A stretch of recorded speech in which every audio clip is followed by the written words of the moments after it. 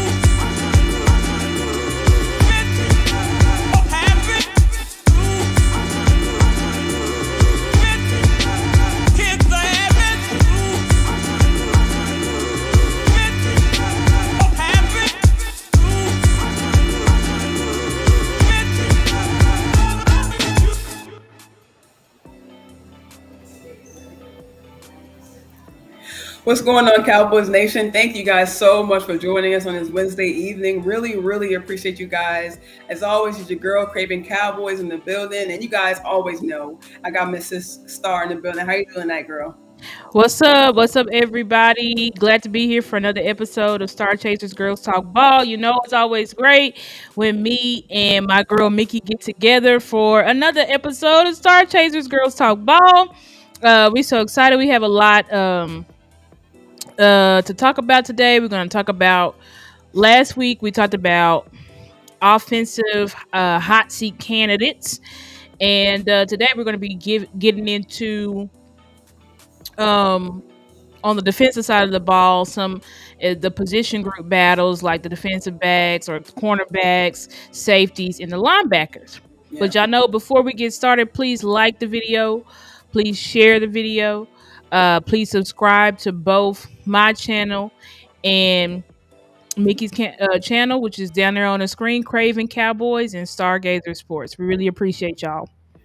Yes, just like Star said, make sure you guys hit the like, hit the share, hit the subscribe, and really appreciate you guys joining us. And just like she said, yeah, we're going to jump into the defensive side of things. You know, I'm just kind of catching up on some shows this past weekend. It really didn't register to me that camp was actually literally next week. The guys do touchdown. I believe next Sunday, next Monday, and then they start practicing on the 21st. So I'm very excited about that. You know, I'm just really looking forward to, you know, it's here, you guys. I'm pretty much here next week, and looking to see the guys, matriculate to Oxnard, and these guys, just really start, showing what they've been doing all off season, I should say. The preparation, like we talked about last week, what they've been putting into each other, what they've been putting into their individual games as well, and also what they've been putting into the coaching staff. They spend a lot of time with these guys, outside the building, talking about football things, of course, but also at the same time, really getting to know their coaches, their groups, these guys in the same room. And just like Star said, we're going to jump into the defensive side today, but really, really love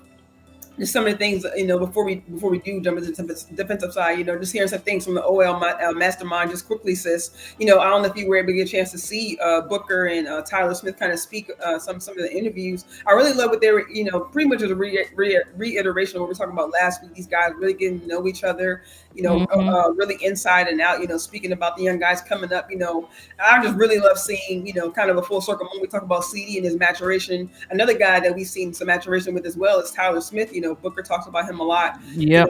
The guys in the offensive line as well. Guyton talking about how caught him underneath his wing. So I just love that these guys had a chance to get those words out. And just before we jump into the defense side, what's your thoughts on that, sis? These guys continuing to give praise and continue to also give words of advice to these young guys coming up. Yeah, I think, it's super important. I think that obviously these young kids, I mean, the rookies and stuff like that, like they need guidance. And that's why it is important for players like Tyler Smith to take Guyton under his wing. It's important for that. It's important for um people like, even I think Pickens, you know what I'm saying, leading, and people like Yeah, Osa, you know what I'm saying, trying to get these Micah, especially, yeah, trying to get the players around them to play at the level they perform in. I think that's the next step for our team. yeah, We have good players here, we have good players there, we have good players everywhere, but it's like, can we get the supporting cast to play up? And I think the only way that you get the supporting cast play up is through leadership, reps, and bond and continuity. And I think that that has really been the focus of this offseason. I've said it before, I'll say it again. Shotty said, he's like, listen, I'm a ex, I know football, I'm an X's and O's guy, but what sets me apart is I'm a I build relationships with people. yeah, And I feel like that's really been the focus this off season: building relationships, building relationships, building relationships.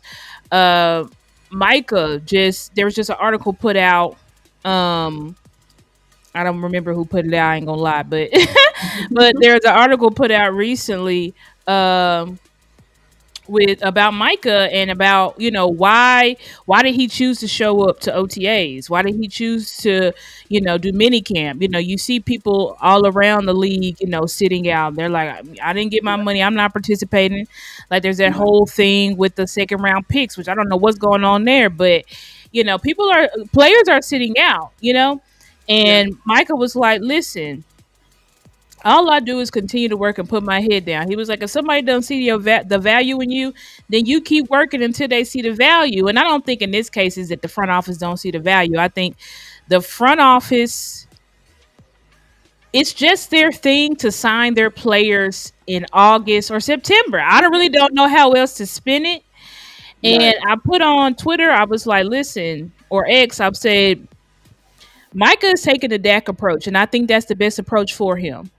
I yeah, know in the past it's been, if you want to get paid, you need to sit out. But it's like, bruh, they've shown you over since 2019, you can sit out all you want. Go ahead and sit out. We're not paying you until we want to pay you, period. So right. it's like, only sitting out is only hurting you because you're the ones going to be behind. Facts, It's facts. going to be you looking dumb on Sunday. Like, look how CD and Dak was looking in those in They those catch in up. those right, you playing catch up, and nobody cares about the excuses on Sunday. All they know is you dropped the ball, you ran the wrong route, you threw an interception. That's how people look at. They don't look at the other factors like, oh, well, CD just started practicing last week. Right. They don't look at that type of stuff. They just fans especially look at results. So anyway, I say all that to say that, like, I'm glad that the players are building relationships, building bonds, and doing their absolute best to hit the ground running come September. Yeah. Game one versus Philly. Yeah, I definitely agree with you, sis. I'm glad you said that. I definitely agree that Mike is taking the DAC approach. I mean, and we've seen that pretty much since the onset of the offseason. We've seen him take his guys, take the linebacker room, defensive line group as well. Out training. You've seen them train with Osa, taking the younger depth guy, the guys deeper on the chart. Taking them out the workout as well. Giving them Hmm. little hints, tricks of the trade, things like that. And I like that you brought that up because it was kind of, a lot of talk in the beginning of the offseason about whether Micah or not would show up, how, because that was really a big thing. And really, I forget who says it a lot. Burgess and Blitz, I believe, he says the call comes from inside the house. And so I think we see that, a lot. You know what I'm saying? Like you said, the front office has shown their hand. We know how the Cowboys operate. So why not, like you said, why not take it upon yourself? You just kind of take upon that leadership role, because like you said, it really affects the player. At the end of the day, with the end season. And even just like you mentioned with CD, not just playing catch up with Dak, but also we saw CD take although he was trying to Dak was working to get the ball to him a lot. He was taking a lot of hits. He was kind of beat up, kind of halfway through the season. That could have something to do with, missing that time, Yeah, missing that time because you wasn't. It's like, yeah, you could. There's only so much training you can do. Like CD Facts. wasn't in football shape. That's just what it Right. was. He wasn't Right. in Zach football Martin. shape. Zach Martin, the Zach year Martin. before, what I'm saying? Yep. He went through it, a little bit, he went his own way about it, but, kind of the same thing. So that's kind of maybe a worry, and maybe some players who do sit out, what I'm saying? Hopefully we Yep. won't see, like I said, well, like we've been saying, I think it's a good thing that Mike is, kind of taking upon himself to kind of take on that role. And, since we did bring up Mike, if you want to start with the linebacker group, it'd be cool with that, just as far as the position battles. I kind of want to bring up, I know this, this particular guy, I want to share this tweet just quickly. And then And what's up to you, Marcus McFarland in chat? Appreciate you, buddy. Yes, Spencer. Yeah, appreciate you joining us. Appreciate you, fam. But like I said, I know this guy will be joining us, till maybe midway through the season. He says he wants to be actually me. Okay, yeah, there we go. DeMarvion Overshown, of course, we know he took on, the number 0 first time this season. I think it's the first time ever in the league. I believe he says wearing the number 0. So very happy for him to be able to, get the opportunity to show, whenever he does get the chance to see the field again, be able to show, hopefully another leap. I believe this is what third year, going to a 4th year, I believe, and Yep. hopefully for him to be able to take another step, albeit, a third defensive coordinator. I think the second for Overshown. Well, actually, no, the third. I believe he did work his last year with Quinn, but I think he got hurt earlier. I don't know if he played with them in the regular season, but the turnover is pretty crazy with these coaches. It's crazy. We're talking about with Duke, talking about how many offensive line coaches. We could look at it on the other side with defensive line as well, with as far as coordinators. For this team. So hopefully we'll see another drop from this guy. But I think with this. Talking about the group in general, you see other guys, Damone Clark, Maris Leofau, guys that were brought in through free agency, Kenneth Murray, Jack Sanborn, guys like that. I think we're, kind of like we talked about last week, sis. Let me know your thoughts on this, but kind of how I'm not gonna say it's a completely open forum like I mentioned last week with the running back group, but with these linebackers, we do have a plethora of guys who bring different things to the table, and I think that will kind of in my opinion, kind of give way to a little bit more open competition, a little bit more of these guys being able to show what they can, because, we have a Maris Leofau who plays fast, plays with his hair on fire, who can make plays, and who can, we seen last year in Zimmer's scheme, we saw him kind of do some of the things like that Kendrick was doing, we saw him take, him take some snaps at the mic, I think, some plays when Kendrick wasn't in there, or when Kendrick, I think he missed a game or two last season, but seeing him, take a leap in the second year, because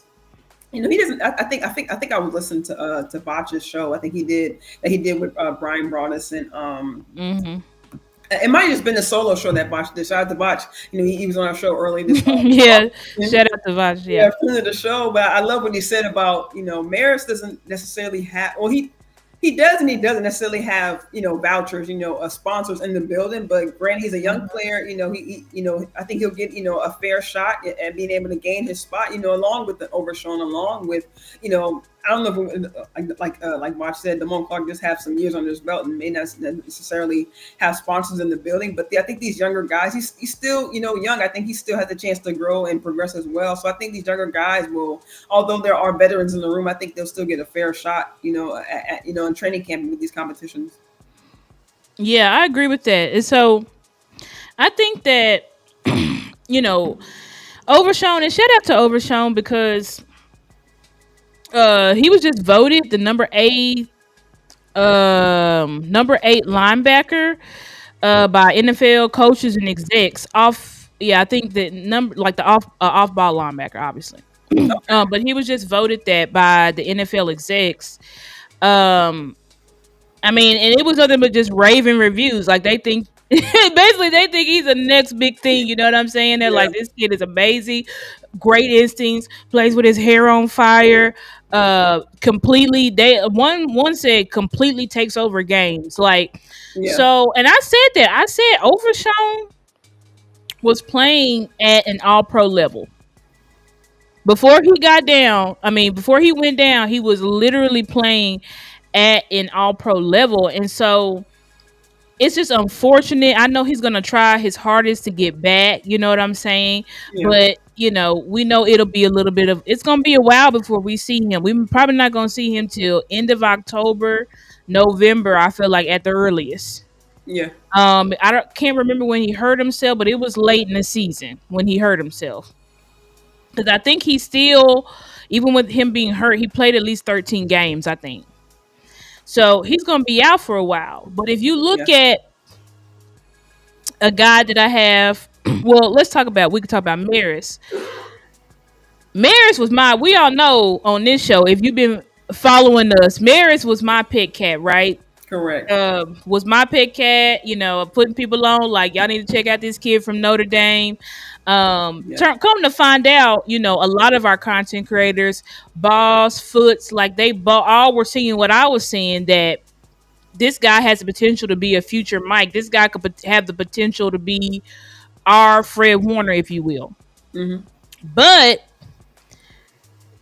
as you were saying that Vosh was talking about, the sponsors, you know what I'm saying? Because Maris was, believe the idea originally to be the Mike, but who did Eberflus bring in? Sanborn And who else? Murray. And Murray, right. Mm-hmm. He brought in Sanborn and Murray. Yeah. And we know Murray said he was brought here to be the Mike. Correct. That's what Murray has said. Murray has said, I was brought here to be the Mike. Now, do we know? And what's up to you guys, the Basement Boys, CJ the Original? Really appreciate y'all. Be sure to like the video and share. We usually have some more people in here, so hopefully more people come in. Yeah. Look at him. Look, boss. Shout out to Boss Man, Boss. Boss Cowboy Sports. Y'all know Boss is a guy y'all need to please go subscribe to him if y'all haven't already. Yes, please. I know y'all should be subscribed to him, but if y'all haven't, please go subscribe to him. But talking about Maris, he's kind of lost his sponsors because now you're competing now with Sanborn, who is Eberflus's guy, and then Murray, who's now been added. And I mean, it's looking like he's the guy to be primed for that position. Yeah. I think a lot of people thought it was Sanborn, you know what I'm saying? But I think Murray, if I had to put money on it, I would say Murray will be our starting Mike linebacker. Yeah. Go ahead, sis. No, I was just gonna say, just like you were saying, he's putting a lot of work. Just kind of watching this tape, he shows a lot of his mental side. You know what I'm saying? I know there's, some plays where he did, overreach. You know what I'm saying? Kind of overshoot his gap. But I think a lot of this play is, kind of. I'm not saying that he plays without thinking, but just like some of the quarters have been saying that, we want these guys to play without having to think. So I think he shows a lot of the speed on the field. Yeah, absolutely. And so I'm thinking, like, I appreciate that, boss. We're trying to upgrade our look and everything, our intro and everything. So I appreciate that. But I think that Sanborn, Murray, they have the upper hand. But I have heard that Flus probably just sees Maris as more of like a wheel linebacker. I think that they're going to have Maris play the position that Overshown is going to play when he comes back. I think that's the vision. I think they're going to send him on blitzes. I think they want him to just run like Overshown, just run around with your hair on fire. They know he can drop back in the coverage because we've got to remember when Maris was in Notre Dame, they had Maris doing everything. You know what I'm saying? Maris was damn near, they had him playing safety and all that type of stuff. So I pray, fix Clark. And then we go talk about Clark because remember Clark, what's his name? Shoddy was asked about Clark at the beginning of the offseason. He was asked about Clark specifically. And he said he feels like it's finally coming together for Clark. Yeah. Because we know we've talked about Clark on this show. The players going that way, Clark is telling the players to go the other way. You know what I'm saying? Like, Right. they Right. were not, Exactly. the mental side of the game for Clark was just not there.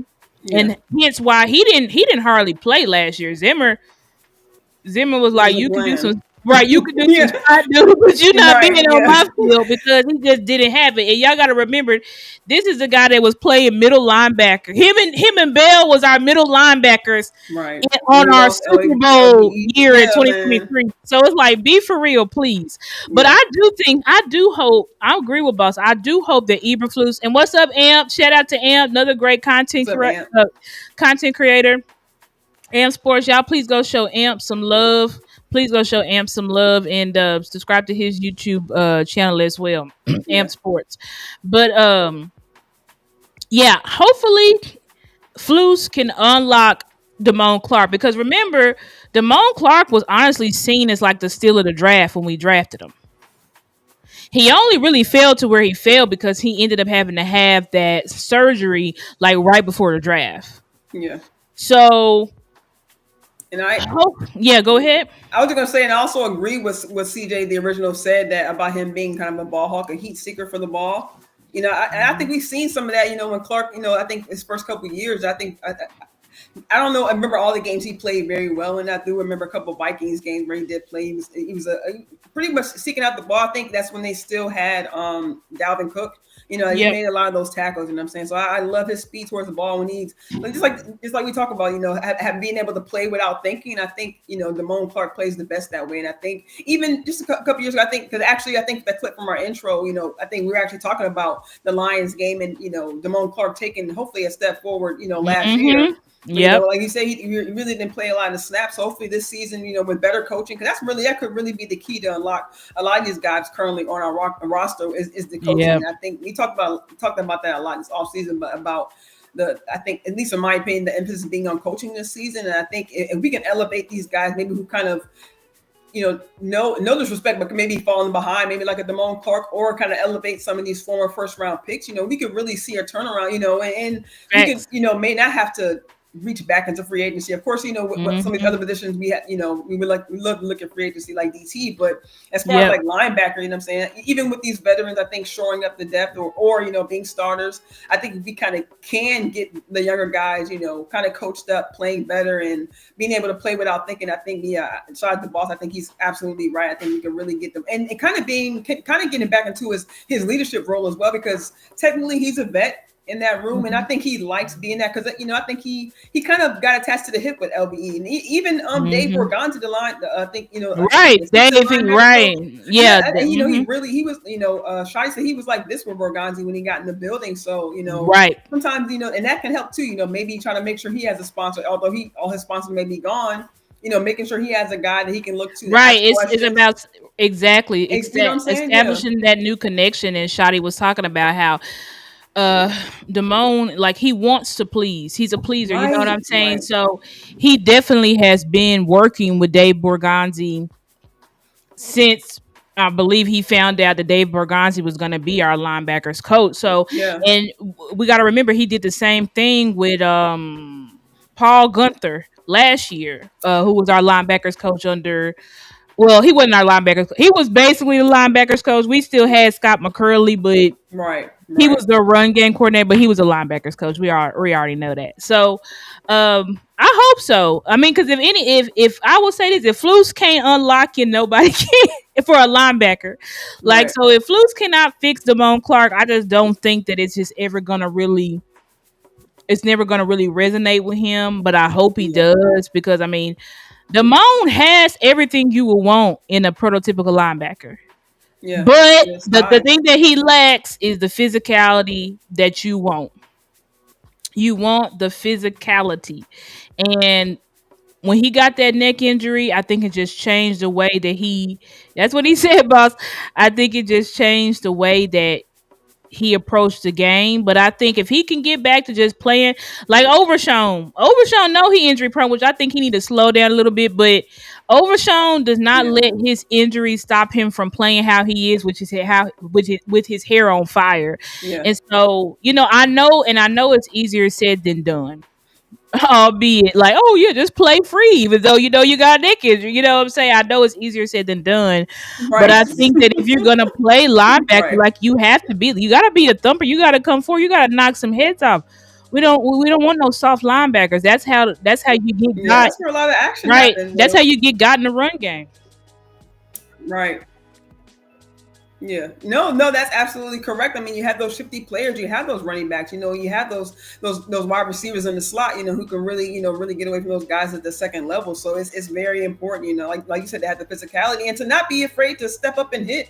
I mean, we saw that a couple of times with Damone, in his early years, where not saying he was afraid to, but we kind of saw that hesitation, that kind of allowed guys to kind of get by him. Right. So like you were saying, if we kind of get that shored up, that would really be amazing. And just even some other guys, we're talking about battles and things like that. Some other guys in the room, Darius Harris, Shamar James. Yeah, I be forgetting about Shamar James. What's up, Twyman? Yeah. Glad to see you, buddy. And Right. Meech, glad to see you guys. Shout out to y'all in the chat. Yes. Y'all be sure to hit the like button when Yes, you when you come in. But you're right, I be forgetting about we good at linebacker, sis. I think we good at linebacker. We are just the room is stacked. The room is stacked. Yeah, for real. It is. Yeah. And even though they brought in guys like a Sanborn and Murray, I do think that, at least for me, I look at guys like Buddy Harris and Buddy Johnson and Darius Harris as quote unquote veterans, because, they have a year or a couple of years in the camp, familiar with, some of the coaches I know, like we've seen the turnover, but, we have guys familiar with the program who's been in the building. So I like having those guys there as well. I think Harris had a decent camp last season. I know he didn't, pop a lot, but I think it was in that third preseason game where we saw him, kind of get down. I think it was a Seattle or the Raiders. I forget where the third preseason game he was against, but I think we saw him kind of pop in the last preseason game. Love seeing that. And Buddy Johnson, we saw him get into a couple games last season. I don't know if he had a lot of snaps, but I like what I saw from him, and I like what I saw from him in camp as well. He had I think some good play. Yep. I think that, I saw him kind of switching at the second level. So I like, seeing some of those guys in that room. And I think, like you said, since I think our linebackers are straight, it's just a matter of, kind of weeding out, who brings what you need at that particular moment. But I think these guys, not saying that they're not going to see stars in death, but I think we'll see a lot of these guys on the field, in different situations. Okay, so right now today, who you think will be the starting 3 linebackers? Starting 3 linebackers. I would have to say I really want Murray. And I really see Marist. And my final, as far as veterans, do you think they'll go with Sam? I hate to just go with all veterans just because they brought them over. Yeah. I'm saying automatically go with Murray because they traded for him. But I would love, at least for me, I would love to see Marist and Murray out there. I want to see those 2 guys. As far third, as we're not sure. Yeah, I agree with that. I do think Murray. If I had to pick today, I would say Murray, Maris. The third, I'm not sure on, because that's the spot where it's like, could be Damone, maybe Buddy Johnson shows us something, maybe Shamar James shows us something. I mean, he definitely. I mean, Flus was super excited when he got him. I mean, because he's only 20 years old. So Flus is looking at him like, I can mold him into exactly what I want, and he has all the tools. You know what I'm saying? He just needs refinement. So it's gonna be real interesting. But I for sure. But you know what? I said 3, so I got to pick. So I'll say Maris, Murray. Wild card, I'll say Shamar James. Okay. I think Shamar James, because I think Flus hand selected him. He didn't. I think he probably wanted Murray before, but Murray went to a different team. But I think Maris, you just can't pass up. When you look at Maris, you see his talent and you see his mentality. you're not keeping him on the bench. Like, why would you keep him on the Yeah, bench? Like, he didn't play right. on I the. agree. Well, he technically came off the bench, but he played a lot for Zimmer. He played a lot for Zimmer. Yeah. But I think this Shamar James kid, if he could put it together, I don't know, but I think it's gonna be interesting to see how that battle plays out. Yeah, I feel like he'll be like kind of like that wild card, like how we look at Ezraku. Like, although he's a rookie, although he's a second round pick, you know what I'm saying? I feel like they're kind of work him in, no matter what. Like he's kind of Right. like their ace in the hole, like you know what I'm saying? Like they'll try to work him in no matter Right. what. They gonna. I think I agree with that. I think that he gonna sneak him in. But Damone, I'm pulling for Damone. Damone, I want you to play. I want you to play Yeah, because you just basically got erased last year. Like you wasn't yeah, playing at all. So I want Damone to play because when you look, Damone is fast AF. Like if he could just seriously put it together up here, Damone could easily yeah, have an incredible season. Easily.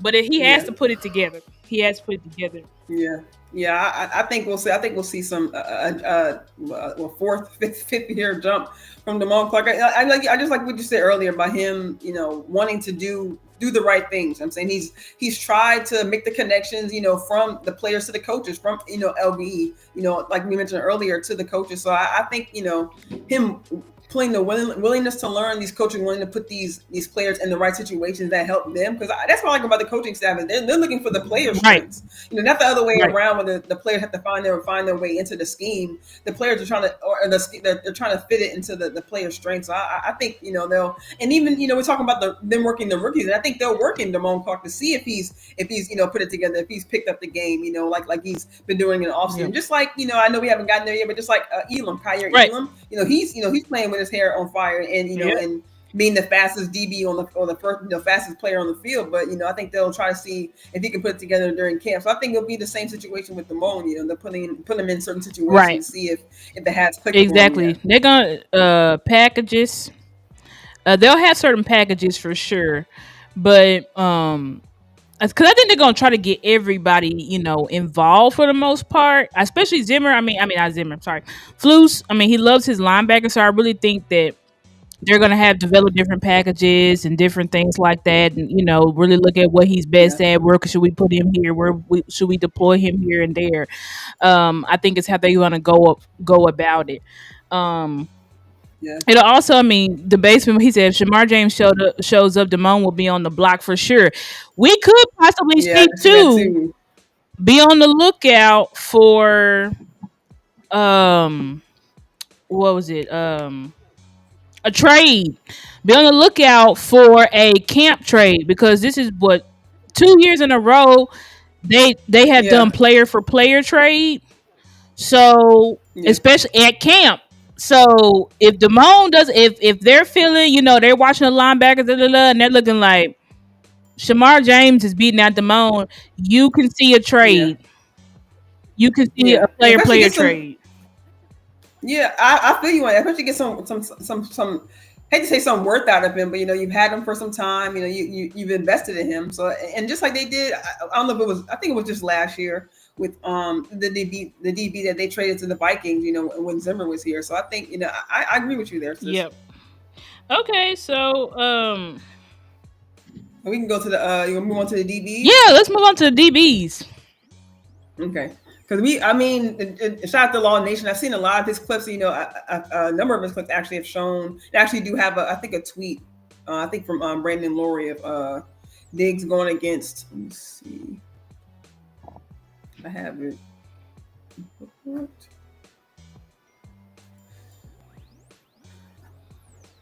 Well, I just had this right now. Let me bring this up. With Deron Bland, Wanye Thomas, Kyer Elam were working out at the Star during the holiday, the 4th of July holiday. Hmm. And really, and it wasn't just them, also Savone Rebel as well, at the facility putting in some extra work. Oh yeah. I saw that. Yeah. Okay. I remember that.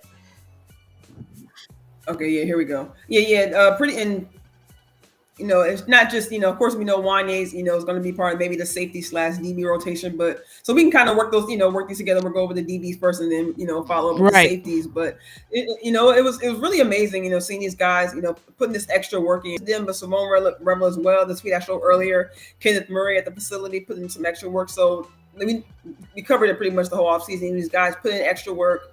Micah working with this, working with his group. I just love seeing that extra preparation. These guys putting extra because we know, just like we talked about with the, with the other two rooms earlier. The DB room could really be, an open forum for these guys to kind of step up and show what they really have. We heard, really just a variety of things. As far as Kyer Elam, one of the fastest players on the field, playing with his hair on fire. Needing kind of that second chance. This coach, even he said he's feel like this coaching staff is, putting their belief in him. He feels like he can, kind of step up and, kind of put forth that hard work and feel like he can, stand up amongst these, the other guys in the room. Wanye Thomas, I love this for him. I love that they're giving him a chance to play, not just safety, but also I think they said they had them playing. So I think boundary. I think they've had them playing some boundary. And correct me if I'm wrong, sis, please. You said Wanye? Yeah, Wanye. Not boundary. He's playing slot. They had him playing slot. Yeah. Okay. All right. My mistake. But yeah, I love that they're giving him a second chance because it's kind of the same thing we're talking about, Damone Clark. I know he hasn't been here as long as Clark, but, a guy who's been, here at the camp the last, a few years. So I think he came in with Marquise Bell. They kind of spoke a lot about their relationship. When they first entered in, they came in the camp together and seeing Wanye Thomas, take different, really a variety of snaps, not just safety, but like Star just mentioned, that slot, also taking some kickoff, I think some punt returns last season in camp as well. So just really, I love Wanye. He just, not saying he's similar to Damone, but just like we talked about earlier about Damone wanting to put forth the work. I see that in Wanye as well. He likes to he likes to be on the field. I hated to kind of see, kind of some of, that's saying his snaps were taken away, but we really didn't see a ton of him. I think, at least in my opinion, in the last few years, that I think we should have seen. So I think seeing Wanye get an opportunity, a new coaching staff, which means new sponsors, but I think, new opportunities. So I think we'll definitely see more of him on the field. And, of course, DaRon Bland, we've seen things about him, whether he wants to play boundary or slot, I think that'll kind of depend on where they've been able to, where they're kind of work other guys. We see Izzy, working at both, what I'm saying? So I think as far as where DaRon will play, I think it's kind of, depending on where they place these other guys. So I think, we'll just definitely see in kind of an open forum with these guys will be competing at camp next week. Yeah, I think that, first of all, this is a contract year for Bland. So I expect Bland to have a big year. You know what I'm saying? And shout out to Boss, because Boss talked about in the chat about how, not in the chat, but just on his show when he was reviewing film of Elam, he said that Elam needed to work with a track coach. And then we found out in the offseason, Elam started working with a track coach. And I feel like, honestly, that should be the same thing that Bland should work on. Like, if he's like, if I want to know what was Bland improving on, I would say working on his speed and his twitchiness. You know what I'm saying? Trying to get a little bit faster, because Bland's knock and reason why people are saying like Bland, he's not an outside corner, is because he doesn't have that speed or that twitch that you would typically look for. You know what I'm saying? In an outside corner to deal with these. We saw him get got. You know what I'm saying? Yeah. Versus number one wide receivers, you know what I'm saying? They was kind of getting the best of him. Not all of them, but DK Metcalf. But sometimes it wasn't even number ones. He got by Devontae Smith. I remember him getting got by Jackson Smith and Jigba. I went to that game live where he got everything taken from him by Jackson Smith and Jigba. So it's like, I think Blaine obviously has incredible hands. That's his specialty. Like Diggs, like they have a incredible knack to get the football, but we need you to be better when it comes to certain types of coverage, like route runners and also long speed guys. So it's like, I think that's how Bland could try to improve. I don't know how much you can really improve your speed that much, but I think if he could just get himself a little bit faster or twitchier, that probably would be great. I think that when and a guy we don't have on here because he's training out in California, um, Izzy McQuamu. Um, McQuamu was really my sleeper for real. Of and also that's another thing. Sorry, I'm gonna go back to Izzy, but I kind of got distracted by this video with Diggs. But I do think it's highly impressive that Diggs is moving like this right now. Yeah. Now I still want us to slow cook him, but I mean, if he's moving like this right now, I don't know how much longer he's going to allow them to just sideline him, because I think Diggs knows like the Joneses wanted to trade him, Wow. and had he been healthy, he probably would have been traded this offseason had he been healthy. Yeah. So I think Diggs, has wants a lot to prove, and I think he also wants to get back from Micah, because this could very well be his last year here, and I think he wants to play. You know what I'm saying? Like Micah, Yeah. CD, those are his brothers, so I think he's trying to get back just as soon as possible, because this could be the last year that he plays with us, and so, which is unfortunate. You know what I'm saying? I think It really is. it's unfortunate. I would love for. And I think it really will all depend, if Diggs could get back, and then when he gets back have a great season, then I think it will give the Joneses some hesitation. But we know how the Joneses like to do. They'll get rid of Amari Cooper for Gallup. So they'll get rid of Diggs for Bland. You know what I'm saying? They're like, we don't need Diggs, we got Bland. And we know that even though they both have a knack for the football, Bland is not Diggs, period. Right. But because what was that? Didn't we hold on to Schultz? Like I think instead of paying the I think the high paying tight end we had at the time. I forget who. Probably. I mean, we do that. We will pay the lesser player because he's cheaper. Yeah. That's just how the Cowboys do it. You know what I'm saying? It's just like we let Byron Jones walk, our all pro corner for who? Cheeto? Right. Cheeto and Antonio Brown. I mean, not Antonio Brown, Anthony Brown. Like that's the type of shit that we do. Shoot, so now we didn't pay J. Lou, and now we're looking for exactly. We didn't play. Now I'm not gonna lie, I was not mad with J. Lou going, because I believe that spot could be well. One, he deserved his money, but also I believe that Izzy should be able to. I believe in Izzy. You know what I'm saying? So I wasn't too worried about it. Yeah. That's why I think even with who I didn't talk about, the guy we got. Oh, Kyer Elam. I talked about him a little bit, but Kyer Elam, we know we kept hearing his name nonstop. Yeah. At minicamp, OTAs. So we'll see if he's able to maintain that at camp, and then of course we got to see how he actually plays. But I think they brought Kyer Elam, and the reason why we probably not going to get someone like a Gilly, I think they're going to evaluate the corners. If they feel like we need more, they're going to go out and get Gilly. But I feel like they're going to give Kyer Elam what they call baby seat. Yeah, Kalen Carson. No, Carsey. Yeah, they call him Carsey Carson, but they're gonna give Carsey, Elam. Yeah, they got Booth still. Butler. Did we not cut Booth? No, I mean he's still. I thought we cut Booth. God, no, we got to cut Booth immediately because that's a no. But and Butler is still recovering from that ACL. Yeah, I think, but. They're gonna let and there's somebody. Oh, and Izzy. I think they're gonna let them guys battle it out and see. I don't think all three of them is gonna, or all. Everybody's gonna have a spot. I think somebody's gonna be the odd man out. Yeah. But I think when you look at a player like Izzy McQuamu, Izzy has been my guy that I've wanted to play ever since I saw him. What he did in that Tampa game, I was like, Izzy should be starting.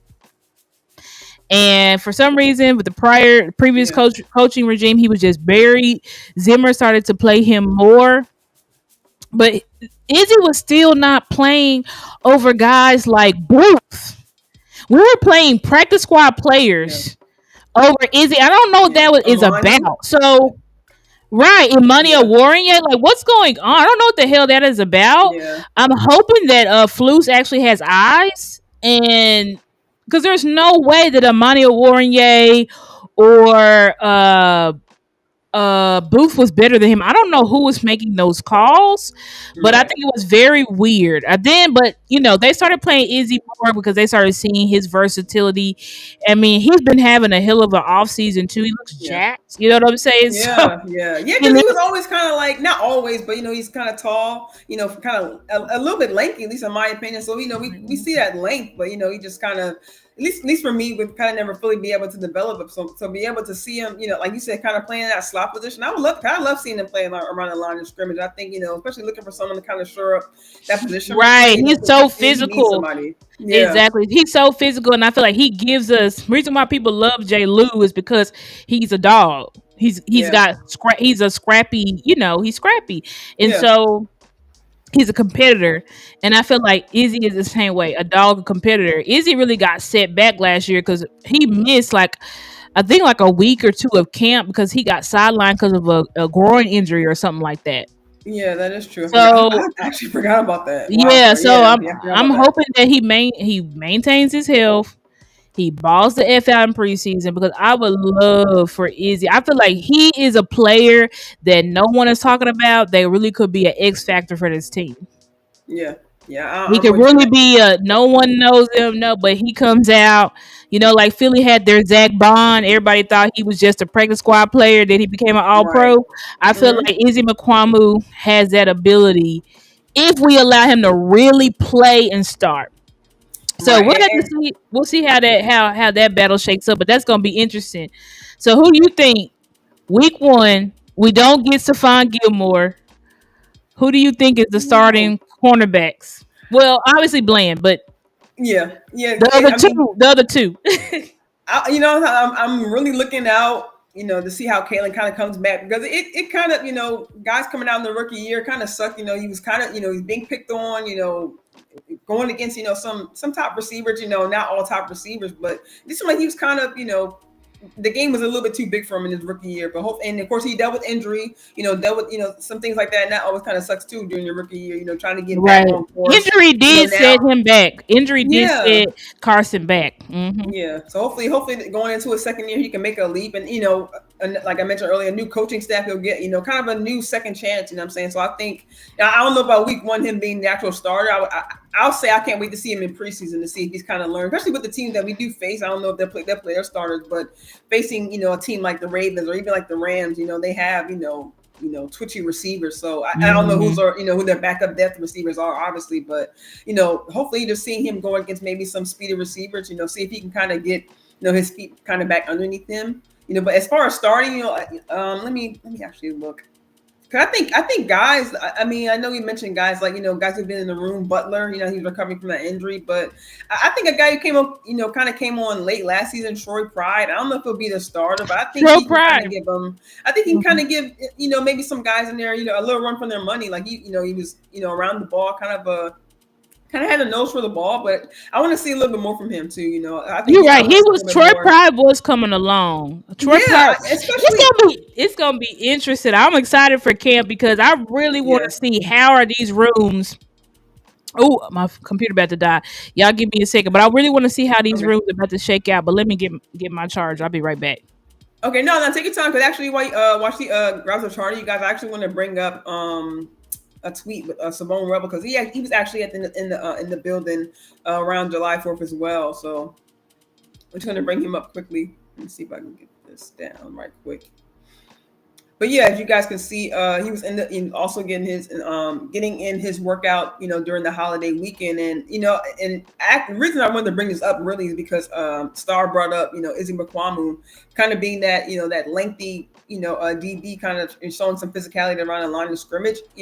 That's really the reason why I'm excited to see Savone Rebel kind of come up because his length, what I'm saying, kind of his speed, just watching a little bit of his film, I gotta kind of go back and review it before the season does start. But I do love, kind of just what he's showing on film. He's not afraid to step up and tackle, not afraid to kind of play with an attitude, what I'm saying? And I think, a guy like that, especially if we're looking for somebody to kind of back up Diggs and not necessarily saying Diggs has that same attitude, but I feel like a player like Savone Rebel, you know what I'm saying, could, like, because he can play both sides of the field. He can travel if we do need, someone, like I said, and it's not going to be week one, at least in my opinion. It's not going to be week one for Rebel. I know he's kind of coming back, and they say he's going to be active during camp.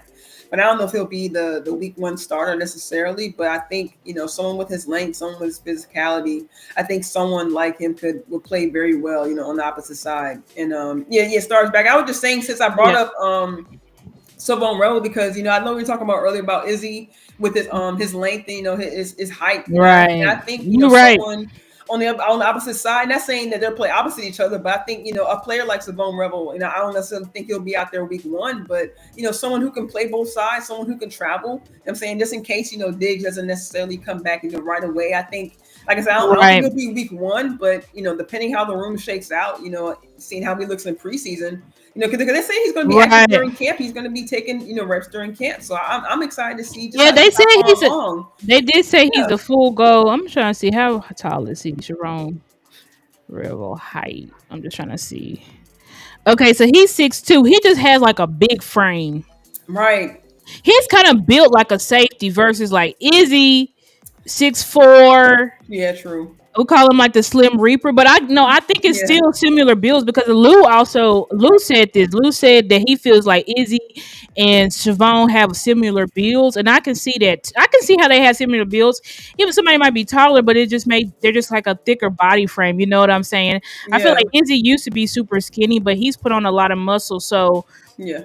When you look at somebody like Siobhan, I definitely think that if he's ready by week one, he will be starting. Yeah, for sure. I'm with it. Yeah, for sure. I just think front office is gonna push him. Blah, blah, blah. Like, he's going to be starting. He's considered still in the draft. Blah blah blah blah. Remember, he had a first round grade on him. We got him in the third round. So if he's really gonna be ready by week one, I believe he's gonna be starting for sure. I believe. But I think that because he's also a ball. He's not as good as Blaine or Diggs, because I saw him in college drop a lot of them, but he gets his hands on a lot of balls. You know what I'm saying? He got to work on the drug machine to catch it, but he does get his hands on a lot of balls. And he can also be like that shutdown, corner. And he's very physical as well. So he loves to come up and hit, loves to come up and tackle. Facts. So that's the type of mentality that you want. That's the type of mentality that Flus wants on his team.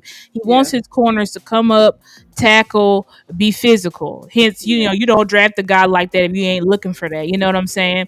Facts. And then and I just have one more note on Keemon Hall. I know he's probably going to end up being. Keemon. Yeah, that's another guy. I really love, kind of along with, at least for me, I have the similar thoughts along with Troy Pride. I really want to see a little bit more from him. I think he had a great camp, a great third preseason game last season. I think he played well. I think he played very, very well in the slot and boundary as well. He showed that he can play both in that last preseason game. So I love what I see from him. I think he had a great camp as well. I meant to bring up some clips that I took from last year, but I had to do some rearranging with my computer. But maybe I can see him bringing up next week. When camp actually kicks off. But and we'll see how these guys how they play in camp. Start next week. I think next week is no pads, but then I think it's the following week where they actually start with pads. But I'm excited to see. I'm excited to see this DB group, because like we've been mentioning, a lot of these guys bring different things. Some similar things, but different things to the table. Kind of in their own. We appreciate you. Right? We appreciate you, CJ. Hold on, let me get the CJ question. CJ, before you leave, I hope you're still in here. You said, someone said Carson is an off-ball defender, not press, and that's why he was bad last year. Is that true? That's interesting. That's a good question. I think I have heard that or something. Someone saying that he's not like a press corner. No, who you're thinking about, CJ? You're thinking about Kyer Elam. People were saying that Kyer struggled in Buffalo because that's not a scheme fit for him. They're saying Kyer is a press man corner, but Buffalo had him playing more like zone type.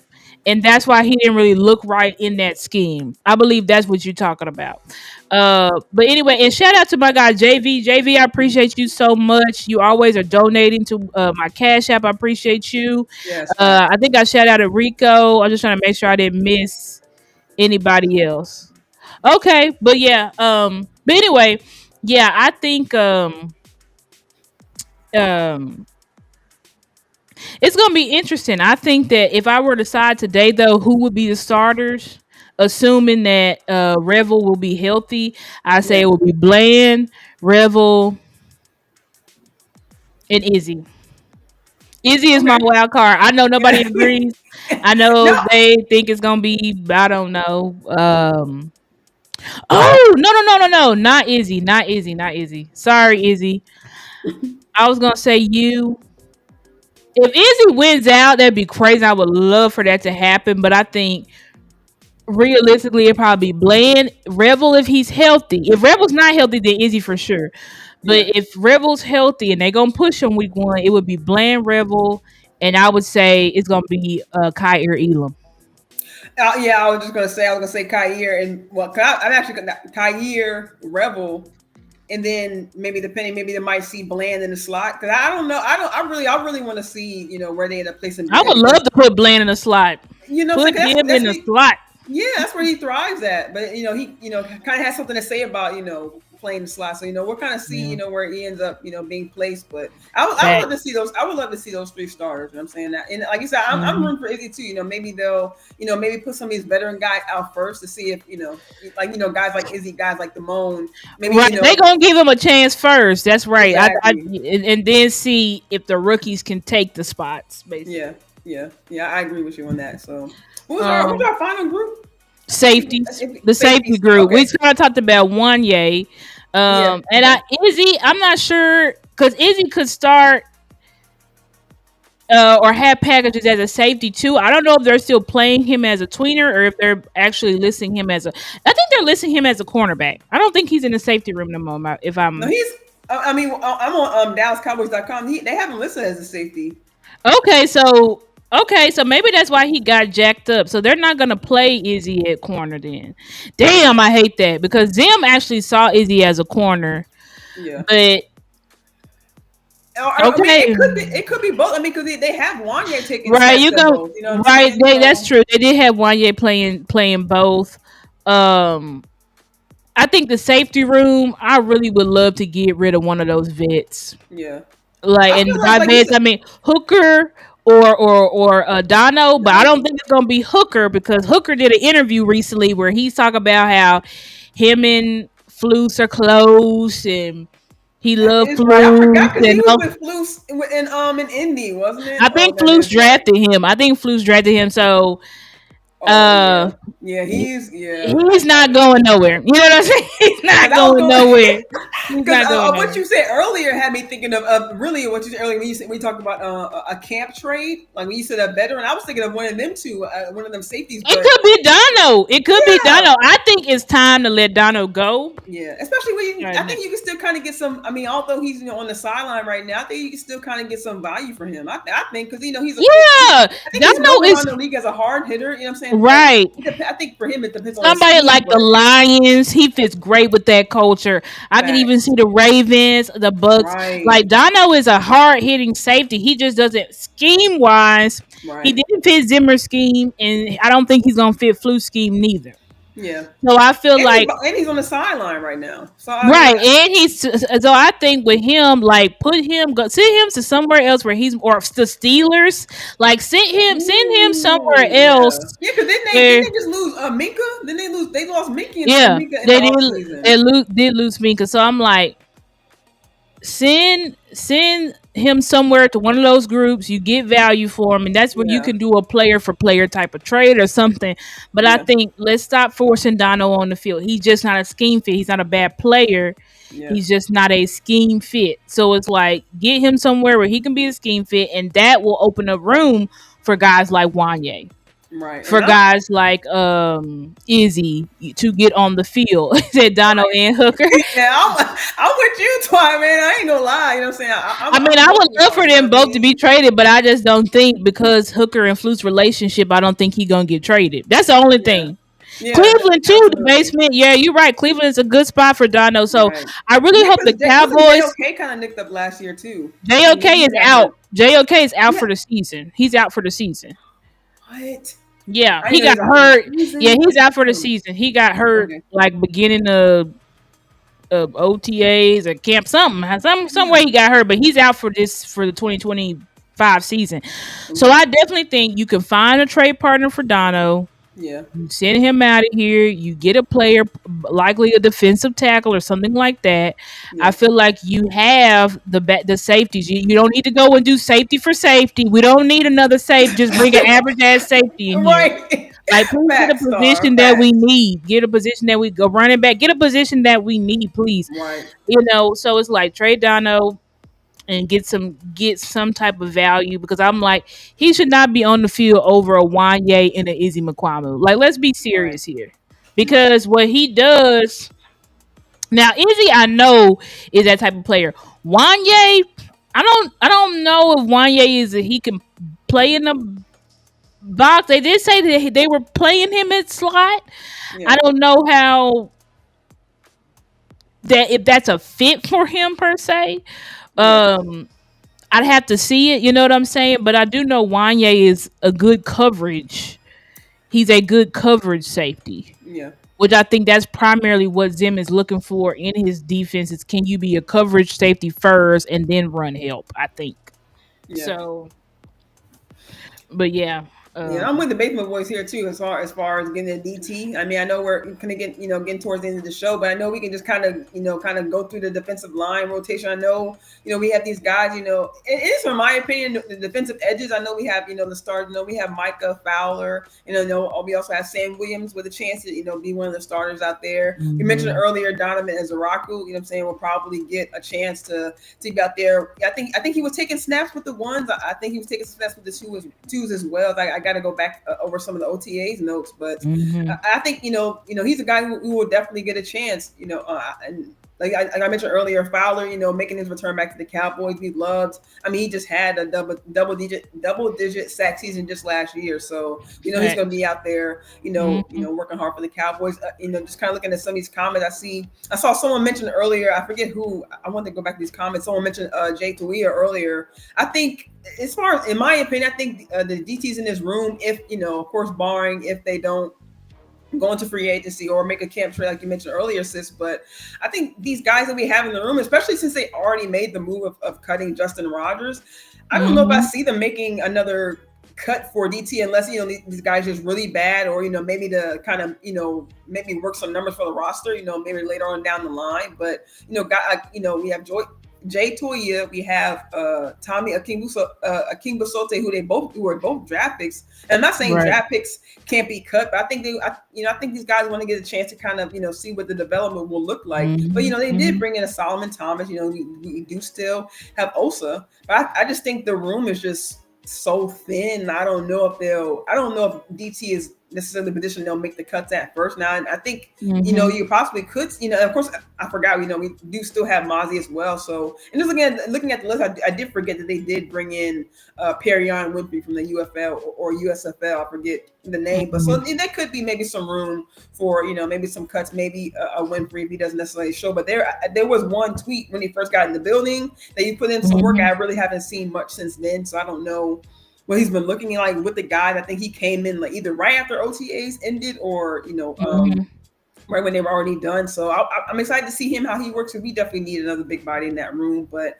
I want to see Mozzie's development, in his third year, to see how how he comes along. And I'm excited for Jay Tuia because kind of watching some of this film, I did see him go up against. I think just just one game he did go up against Cornelius, but I like the fierceness that he showed at the line. I'm sorry. Yeah, Johnny Cornelius, the other draft pick that they got. But I like the fierceness that he showed at his line. I like his movement at the line as well. So I want to see how he goes against, of course, these, NFL, bodies, these big bodies in the league. But I like our DT room. I don't love it. We'll see if they make any more moves during camp. Like you mentioned earlier with the trade, that would be the position if anybody's available. I'm saying I don't want to see a reach or anything like that. But if there's anybody available, that would definitely be obviously the position I wish they were sure. But I like our room, and I want to see how, especially with the addition of Winfrey. Like I said, I kind of forgot earlier, but seeing the addition of Winfrey, I don't know if his complete history, but if he does have some background in the NFL, maybe he can kind of bring some pointers, or even bring some pointers. Just being, having that many years in the league, I got to look at this information. But if he can kind of bring any kind of advice or any kind of pointers to these younger guys in the room, I think that's just a plus in itself. Especially with another veteran in the room with Solomon Thomas, they don't just have just one veteran to look to. They now maybe possibly have a second veteran to look to. Yeah, I agree with that. I think with the defensive line, we just are just overloaded at edge, really. Which this is why I think Micah is going to be playing part-time linebacker, part-time edge. It may be more more edge than linebacker, but I do think Micah's going to be playing a little bit of linebacker this year, because I just saw another picture of him. I'm like, Micah is lean. Yeah, like he's leaned out. And if you're going to play edge full time, why would you be leaning out? That don't even make sense. You know what I'm saying? He already is undersized. So it's like, I'm going to be more undersized. Like, it's clear he's going to be doing more than just hand in the dirt, sitting on the edge, in my opinion. Now, obviously, you brought Fowler back, which is awesome. Who's yeah, I love that. He's a walking 10 sack guy. You know what I'm saying? So I really do think like you're going to be starting off with Micah and Fowler, but I think when you don't have Micah at edge, then you're going to be putting some Donovan Ezeraku over there, because Donovan Ezeraku has the deepest bag. Like, he has the deepest bag. You know what I'm saying? Or, he's top 3 in the room of a deep bag. He may even have a deeper bag than Micah. I'm not saying he's better than Micah. He's not better than Micah, but I'm saying he's a very refined pass rusher. Right. But he's a very refined pass rusher. So he definitely he's for sure going to be getting snaps. And then Rico said, what about number 94? That's a forgotten man. Nobody has even mentioned Marshawn Nealon. So I don't know what Marshawn Nealon look like, what he's going to be doing. I don't know what his offseason game plan was. I ain't seen him. You know what I'm saying? Yeah, so I don't know what Nealon will be doing. You know what I'm saying? I think he had some good reps last year, but he's not refined as a pass rusher. He's a run stopper. He's more like your D-Law. You know what I'm saying? So yeah, it's gonna be interesting to see how that. And then you got Sam Williams, who's in a contract year. You know what I'm saying? So we are when I say loaded, we are loaded at edge. We are loaded at edge. And he's considered more of a pass rusher as well, right? Sam Williams. Yeah. Sam Williams is a pass rusher. You know what I'm saying? Now he can stop the run, set the edge and stuff, but he's more of a pass rusher. So when you look at, then you move on the inside, you got Osa, you got Solomon Thomas as our 3 techs, which I feel like that's kind of a hell of a 3 tech group. Then behind them you got Perion Renfrey, which I don't know what he about, but I do know he only got kicked out of the league for behavior issues. It wasn't like he was kicked out because of talent. Okay. So you got Perion Winfrey, then you got Denzel Daxon, who has been, regardless of wherever he's in on the depth chart, he's been putting in work with Micah and also Dikizua. So that's gonna be interesting to see how that shakes out. Now, when you look at the DTs, we got Mozzie and we got Jay Toia, which I like Jay Toia a lot. You know what I'm saying? He was the only rookie that I actually did like a film review session on him. So I F with Jay Toia. Yeah, that was one of your badass videos, Star. That was really one of your, I love that video. That was awesome. Yeah, I appreciate that. But it's like he was, because I was really happy to get him, because I know people said, we really needed DT, but the issue is DTs need years to cook. Like, they need years to cook. Like, not even Jordan Davis and Jalen Carter was amazing their first year. Like, you saw flashes, you know what I'm saying? But Jalen Carter was his second year, is his second was his second year, and he still did pretty good. But when you look at the stats, him and Osa had about equal stats. So it just takes a while for a DT to get where they need to go. Now Jay Toia, and it depends on what Flus is asking the DTs. Well, I do know because they said they're going to be a attack front. Yeah. So Jay Toia is somebody that you want in the rotation. Yeah. He's not someone that you want to depend on.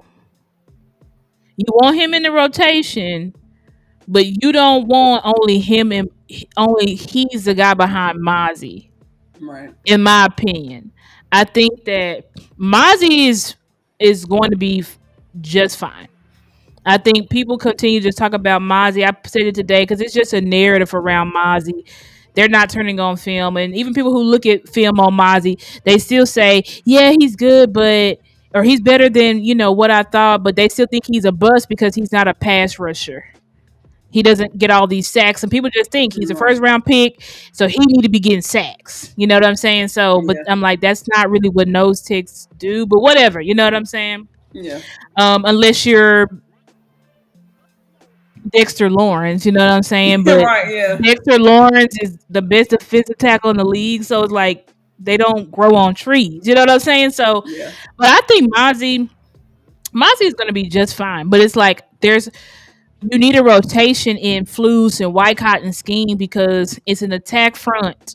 Yeah. So it's going full out rep after rep after rep. So you're going to have to rotate. And right now, I don't think that it's a wise idea to give Jay too many snaps a game, in my opinion. Yeah. That's why I'm like, let's just like Philly's front is stout. Their defensive tackles are stout. The Giants' defensive tackles are stout. Washington, y'all kind of lost what y'all had over there. So I'm not really worried about y'all. But just like Philly and the Giants, defensive tackles are stout. The Cowboys need the same thing. But I'm not worried because I do think the Cowboys are going to add another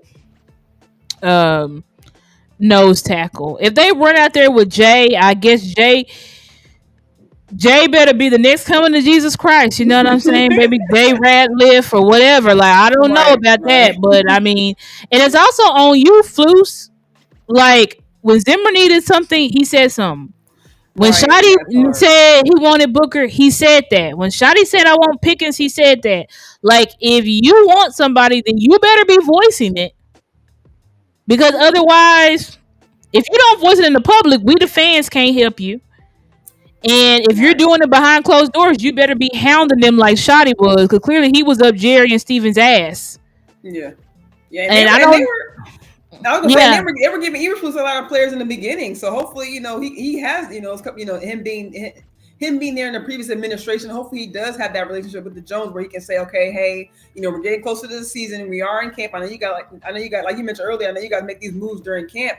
Okay, I've been looking at this guy. And maybe now he's kind of, behind the scenes, but kind of getting his notes along during this break. So that way, maybe when they do get back to camp, he can have that meeting or that sit down, or even just passing in the hallway. Hey, Jerry, like I was thinking that, we're gone. Look at these guys who may be available at the start of camp, or maybe toward, if they make a move toward the end of camp or in the middle of the camp. I'm looking at these guys and these different teams. That way they can kind of be ahead of the game in that, kind of in that way. So that way, if they do decide to make a move, he already maybe has a list of guys or maybe a couple guys here and there that he may want to be able to snatch up. Yep. I agree. So, I mean, it's really, I do think, maybe they should take a shot at Jay Toya's brother. I think he's still on the block. Who was a 3rd round pick out of Baylor. I forgot his name. I think Siaki. Yes. Yeah. Sika, I think his name or something like that. Yeah. So, yeah, Flus, you got to speak up. You know what I'm saying? Like, if they not listening to you behind closed doors, you gotta go to the public. Period. You know what I'm saying? Like, don't be a kiss ass, because being a kiss ass, you can be a kiss ass all you want, but if the Jones is gonna be looking at you like, if you're not getting the results. That's what I'm saying. So it's like, you better speak up, because if you don't speak up, they still expecting you to produce. Right. It's kind of. Yeah. I kind of look at Rico's comment here, not just for Parsons, but kind of for the sake of all players. Like you were just talking about Toia. We talked about last year how Osa, I think his snap count went up to I think in the 70 percentage, where he Oh was yeah. doing a lot Ocean of the work snap and he was cap. kind of worn out. Yeah. Yep. Mm-hmm. Late in the season, he was kind of worn out. So if we do put that kind of pressure on a Jay Toia or even a Micah Parsons, we see in previous seasons where late stretch in the season, right before playoffs or even just those last couple of games, he kind of worn out. He doesn't have that help on the field. So if we do have, like you mentioned earlier, just having style rotation is very important. Not just about. It's not always about that singular player. It's about having the depth for. So when and not just knock on wood, if he does miss time or even if he's just off the field for a couple of plays, you don't want that drop off because in those couple of players, that's when a big play can happen, or that's when a mistake could be made, and that's when next thing you know the opposing team could be down the field. You know what I'm saying? So we need that rotation. We need those guys. We need those edges. We need a Sam Williams to step up. Even a guy, maybe a Peyton Turner who may not even make the team, but He probably not making a team. Be real. That man ain't making a team. There's no room for him. Like where is he gonna play it? Unless he just becomes it. I mean, he gotta. He better be the next coming or something. Yeah, like by leaps and bounds. Yeah. Because I'm like that nigga ain't making his team. He ain't making his team. Like crazy. Gotta go ahead and play him now. We're just too loaded, and it's like, bro, what are you? You've been hurt your whole career. Yeah, you was healthy last year, but you was coming off the bench and getting a couple snaps a game. Like, you're about to beat out Dante Fowler, Donovan Ezeraku, Marshawn Nealon, Sam Williams. Please be for real. It's not happening. There's no room for him on this team. There's literally zero room. Right, that's true. It's zero room. But I mean, he could. He could. I don't know, but I'm just saying, like, I don't think so. But you know what I'm saying? A far shot on that one. He'll be on a practice squad. We can practice squad him for sure. Yeah, because I don't think anybody else wants him. Yeah, right. I mean, we saw last year. We need, and not just for the edges, but we definitely need. That practice squad is going to be important too. I mean, I know we have these great stars and even some great depth guys who going to be suited up for the game day. But practice squad is going to be important too because when we get late stretch down the season or even week 8, week 9, whenever they decide to make trades or whatever, we definitely need to make sure we have our depth short up because if the Cowboys are talking about making a playoff run or even on those first couple of rounds, we're going to need guys who can be able to come, be able to step up. You know what I'm saying? Just in case, we are entering into those big game situations. That's why I like that the coaching staff that's kind of closed out. That I like that the coaching staff is giving all of these guys kind of a fair shot. I know we have guys who will obviously be starters. We have to go through the names, but guys who obviously be starters and guys who will be following up behind them. But I like that it seems like all the players across the board are getting that fair shot at playing because the coaching staff letting them know that we're going to need you, whether we need you on practice squad, whether we need you in practice, whether we need you a week 5, you know what I'm saying? We're going to need every single player on this team to do your job and to be able to show up. So, it's always called, like I always talking about next man up. So that way these guys are prepared. So that way when they come into camp, they're ready. You know what I'm saying? They're not, worried about what the playbook says, day 1 of camp, right? These guys are ready to, to hit the ground running. So, and you need the same thing when the season starts. We need the same thing when preseason starts. It's no longer about camp. When you hit that last preseason game, it's no longer about camp when you hit the first actual regular season game. So I think the coaching staff wants these guys to be ready at every stage of the season, so that way they can be able to show their preparedness and be able to show that they can step up at any given moment. Because I think that's what the coaching staff is trying to get to these players, that at any given moment their name and their number could be called. That's facts, sis. I agree with you. I agree with everything you said. So I mean, as we wrap it up, it's like camp is next week. Yeah. I mean, the season is here, guys. You know what I'm saying? Once camp starts, I mean, it's getting serious because you're starting game planning and everything like that. Because before you know, we'll have it's like you go to camp, then you're only there at camp for like 2 weeks. At the end of the 3rd week, I believe it's already a preseason game. Yeah. Or something similar, something like that. I had to look at the Cowboys schedule, but yeah, I mean, it's coming up. We got it's going to be a lot of battles. I'm just hoping, Shadi, stay true to your word. Yeah. You said your theme is compete every day. It's all about competition, all about competition, all about competition. Stay true to your word. Stick to your guns. because Jerry and Steven, they are going to try to most likely they may stay out of it for now. I Yeah. think I think Shotty got to mess up in season for them to start, getting involved. But Yeah. even so, like, you just still want to keep that up. Like, you said something, and the players know that hasn't always been the case in the past. So you really got to practice what you preach and keep it up. And just how you fought for Pickens and Booker, you're going to have to fight for every single person that you want on that field that Yeah. you feel deserves it. Like, you're going to have to fight. The coaching staff is going to have to fight. But at the end of the day, I'm fine with, like, fight for what you believe in. Fight for what you believe in so that we can have the best season that we possibly can. Yeah. And that's how we're gonna have. You talk about you want to have the best culture in the world. Well, the only way you're gonna have the best culture in the world is by having true competition, where these men know they actually fought and earned their spot, Yeah. not that it was given. Yeah. And you can So that's see, my final thing. no, and you can definitely, dang, bro, the last minute my darn camera goes out, but my bad, Your y'all. camera, bro. It's all right. Just talking I'm away. not sure. I was gonna say I just don't know why. I don't know why that happened, but I was just gonna say I just love that like I said before, the players are getting this fair shot. And like you said, since I love that these guys will be able to kind of step forward and, like you said, be able to know for sure that they earned their spot. You know what I'm saying? Playing because these coaches really, at every single moment of the day they're asking these players to compete. Facts. Appreciate But yeah, appreciate you guys. Thank y'all so much for y'all's love and support. We really appreciate y'all. We're so grateful for all of our subscribers. I don't know if there's new people watching, but Yeah. I've gotten a crap ton of I got a crap ton of subscribers recently, so I really appreciate if y'all are watching. You didn't comment. I really appreciate y'all.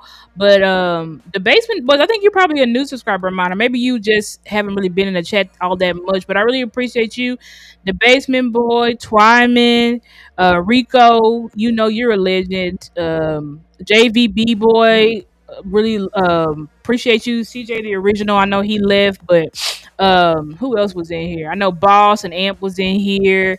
Everybody who was Yes. in the chat, Ray Sean Staunch, I really appreciate you. You was in the chat. I'm trying to see if I missed Marcus. anybody else. Marcus, yes, Marcus McFarland, Swain. Sorry, Swain, we missed you, but we appreciate Swain you came so. through. Yeah, Swain Sorry, came through. babe, He I just missed left you. one comment that they were rolling so fast, so we appreciate you, Swain. I'm trying to see if anybody else. I think that's pretty much it. Oh, and then Meech. We appreciate you, Meech. So thank you to everybody. And John Jones showed up. Thank you, John. Yes, So we yes, appreciate everybody who was in the chat with us. We really appreciate y'all's love and support. Continue to support our channels. Please subscribe to our YouTube channels if you haven't already. Donate to our cash apps. Mine is Stargazer, $Stargazer Sports. Mine's MP $MP Cox 90. Yeah, so Stephen White, you coming in, Kelvin Robinson, thank you guys so much for y'all support. We really appreciate y'all. If you subscribe to one channel, subscribe to both. I appreciate that. Please subscribe to both channels. But really appreciate you guys, and yeah, we will see you. Hopefully, we see you guys next week for sure. Yes, thank you for your time, sis. Appreciate you guys. We'll see you guys next week.